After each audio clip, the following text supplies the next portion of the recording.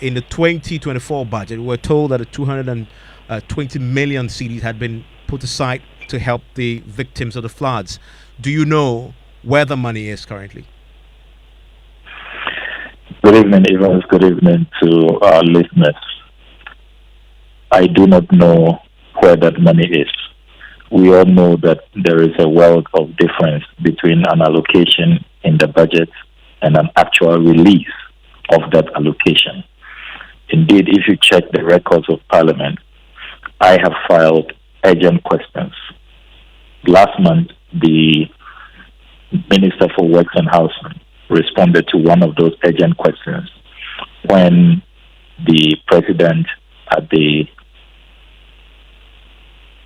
6th March Independence Day event indicated that they had spent 80 million out of that 220 million.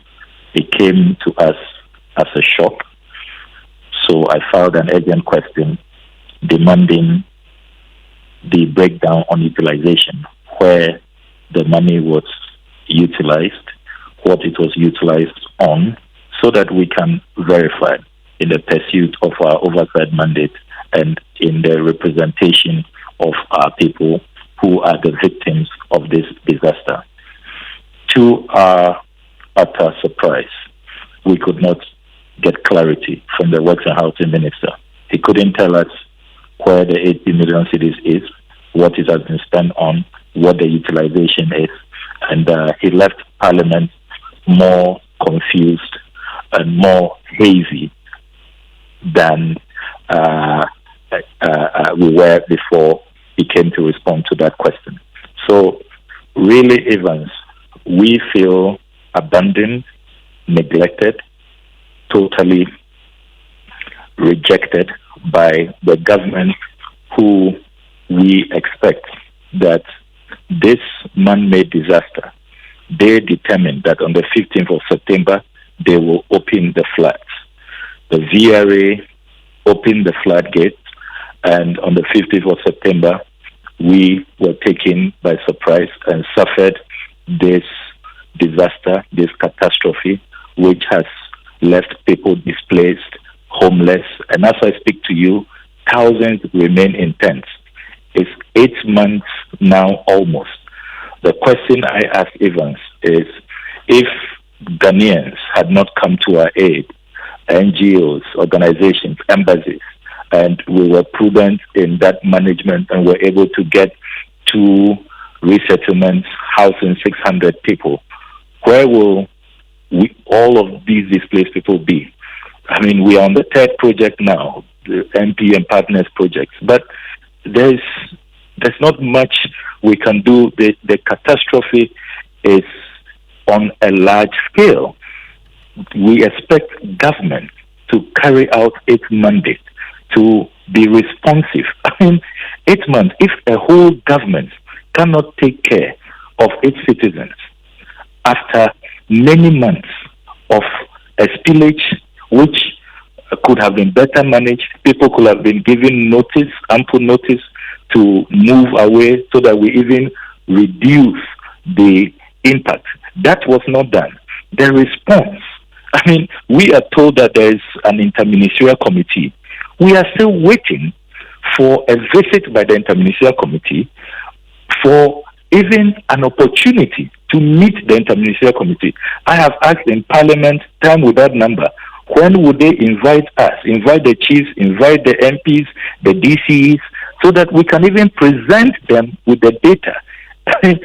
As we speak, I am not sure that government even knows how many people are affected, specifically their names, their address, where they can be located.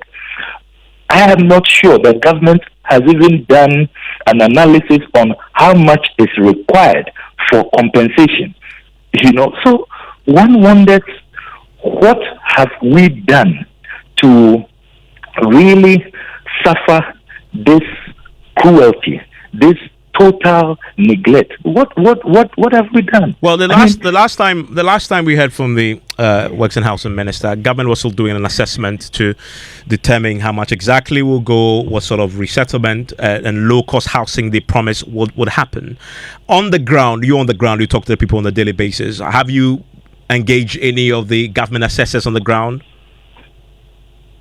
So the last time the Works and Housing Minister visited, he told the chiefs that they should prepare land. Government will soon arrive. That was about 3 weeks ago. When the chiefs asked him for designs, if they could have a look at the designs for the housing project, he told the chiefs that the designs were not ready. So it's a very lackadaisical, a very nonchalant attitude. It's as though let's pretend after many months, when there is an outcry, when they are reminded that they have an obligation, there is a constitutional mandate imposed on them, then they come around. But that's it. I mean, no concrete effort. I mean, as I was asking this morning on the Super Morning Show, if this was a by-election situation, would this be the attitude? So you can see that with what is going on in Ejiso currently, government has the resources. Government can prioritize this disaster response if it is minded to do so. Because we see the new projects that have come about in the Ejiso constituency, because there's a parliamentary seat to be won. How about fellow citizens, thousands of them, living in tents? They've lost everything.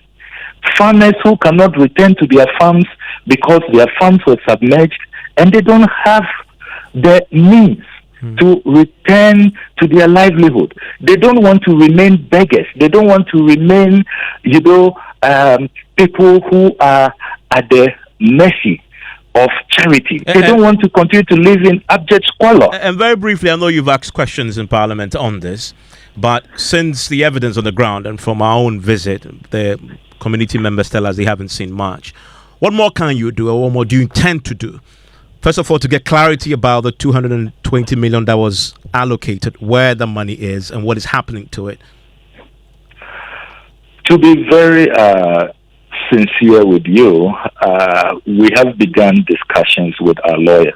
We've done everything we can do in Parliament. We have filed motions, we've made statements, we've filed urgent questions, we have engaged ministers. It's clear that this is a clear case of government abdicating and engaging in cruel neglect. So we are considering a class action. We are talking to our lawyers, and we want to take legal action to compel government to be responsible and be responsive to the plight of the victims of this man-made disaster which they created. So you're going to ask for compensation? It appears that that's the only realistic option we have now. Will this class action ask for compensation for the victims? Definitely. We are going to demand resettlement and compensation as the people deserve. It's their right. Okay. Thank you very much. That's Samuel Kudita Blackwell. There is the MP for Noktong. And if you are in one of those affected communities, you want to join us with your thoughts, 055 1111997. The full documentary has aired already in the morning on radio. It's going to be on television also at 8:30. You don't want to miss that. You also can check it out on our social media platforms.